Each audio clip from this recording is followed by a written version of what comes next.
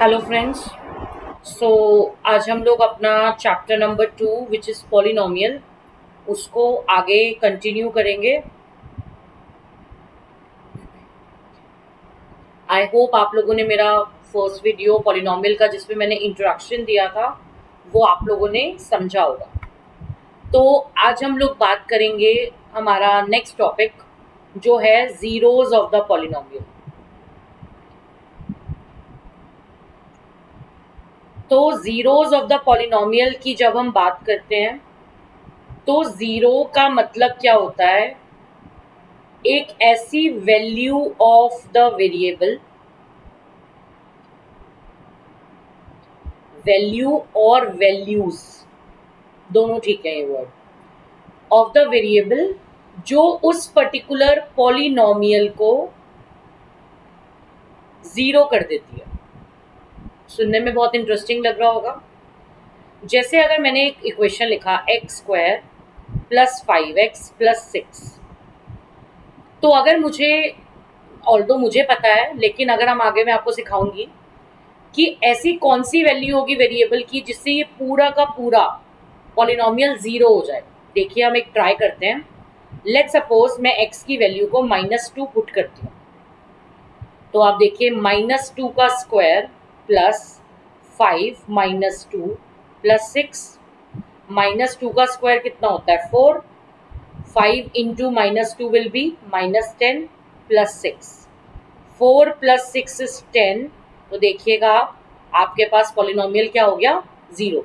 इसका मतलब -2 जो है वो मेरा इस पॉलिनोमियल का जीरो है। तो zero is the value of the variable जो उस पर्टिकुलर पॉलिनोमियल को जीरो बना देता है ना। बहुत इंटरेस्टिंग चीज। अब आप बोलोगे कि हमें कैसे पता चलेगा कि इसके कितने जीरो आएंगे, हमें थोड़ी पता है ये चीज। तो इसका आंसर भी मैं आपको देती हूँ। जो हमने अपने लास्ट जो हमारा वीडियो था, यानी जो मेरा फर्स्ट पार्ट था, उसमें मैंने आपको एक वर्ड डिफाइन किया था, डिग्री।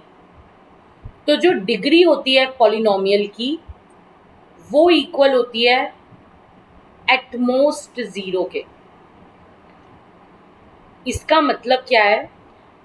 जैसे अगर आप इस इक्वेशन को लेते हो, ये देखो ये, तो इस इक्वेशन की डिग्री क्या है, 2। तो इस पर्टिकुलर पॉलिनोमियल के मैक्सिमम से मैक्सिमम 2 जीरो हो सकते हैं इसके, 2 से ज्यादा जीरो नहीं हो सकते इसके। ठीक है। अब अगर मैंने लिखा, लेट सपोज, अब एक बहुत छोटी सी चीज पूछते हैं। मेरे पास है x + 9, तो ये मेरे पास एक लीनियर पॉलिनोमियल है। x की कौन सी वैल्यू मेरी इस पर्टिकुलर पॉलिनोमियल को जीरो कर देगी, बताओ। मैं x की जगह ऐसा क्या पुट करूं कि मेरा ये जो पॉलिनोमियल है वो जीरो हो जाए। बिल्कुल ठीक गेस कर रहे हो आप, -9। अगर मैं x की जगह पे -9 पुट करती हूँ तो ये मेरा जो एक्सप्रेशन है या ये जो मेरा पॉलिनोमियल है ये ज़ीरो हो रहा है। इसका मतलब -9 जो है वो इस लीनियर पॉलिनोमियल का ज़ीरो है। आई होप आपको ये ज़ीरो ऑफ द पॉलिनोमियल समझ में आया होगा। ठीक है। अब आपके पास क्वेश्चन आएगा कि अब ये ज़ीरो ऑफ द पॉलिनोमियल हम निकालेंगे कैसे। अब मैं बात करती हूँ अभी एनसीईआरटी की बुक की। ठीक है, एनसीईआरटी की बात करते हैं। When you have to find the zeros. ठीक है, बहुत सारी बुक्स में जीरोस भी बोलते हैं, कई जगह पे इसको रूट्स भी बोलते हैं, कई जगह पे इसको सॉल्यूशंस भी बोलते हैं। इन सब का मतलब एक ही होता है, लेकिन 9th ग्रेड के अंदर हम लोग जीरो वर्ड ज़्यादा यूज़ करते हैं। It is been used maximum time, specially आपके पॉलिनोमियल्स के अंदर। तो इसीलिए मैं भी अब यहाँ पर सिर्फ ज़ीरो वर्ड बोलूँगी, लेकिन रूट्स, सॉल्यूशंस ये भी इसके सिनोनियम है। मैंने अगर आपके सामने एक लिखा t + 5 या 53, ये मेरे पास एक लीनियर पॉलिनोमियल है, मुझे इसका ज़ीरो कैलकुलेट करना है। ठीक है, मतलब ज़ीरो क्या करेगा, इस पॉलिनोमियल, इस एल्जेब्रिक एक्सप्रेशन को या इस पॉलिनोमियल को क्या कर देगा, ज़ीरो कर देगा वो। तो इसका मतलब हम उसको कैसे निकालेंगे आप उस पॉलिनोमियल को जीरो के इक्वल रख दीजिए, जो आपको पॉलिनोमियल होगा उसको जीरो के इक्वल रख दीजिए और उससे उस वेरिएबल की वैल्यू निकाल दीजिए। निकाली वैल्यू मैंने, तो आपको दिख गया ये जो आंसर आया, this is the zero of the polynomial. Interesting.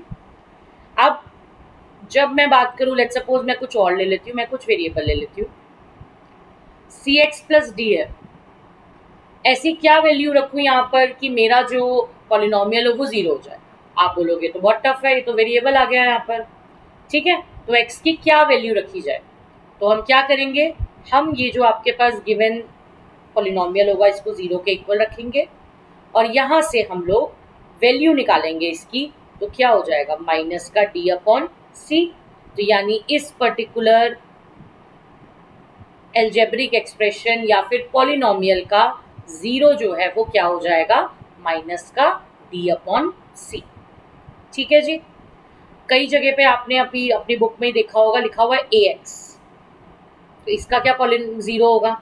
तो a x will be equal to zero कर दीजिए, x will be equal to zero upon a which is zero.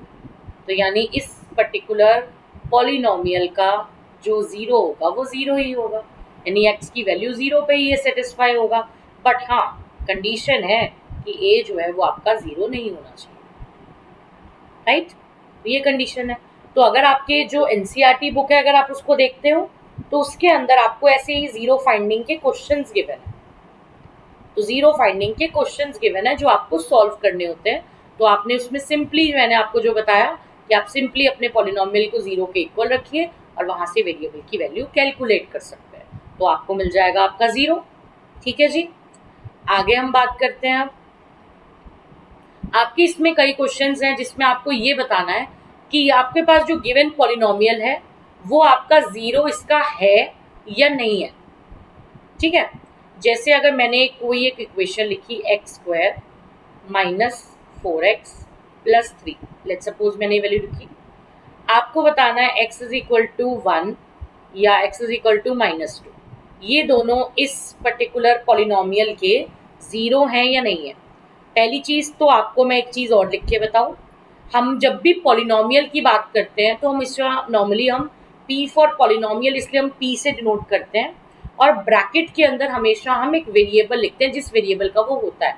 जैसे अब आप यहाँ ध्यान से देख रहे हैं तो आपके पास यहाँ पर ये जो पूरा पॉलिनोमियल है वो x वेरिएबल का है, ये पॉलिनोमियल x वेरिएबल का है, तो आप इसके अंदर, इस ब्रैकेट के अंदर x रखोगे।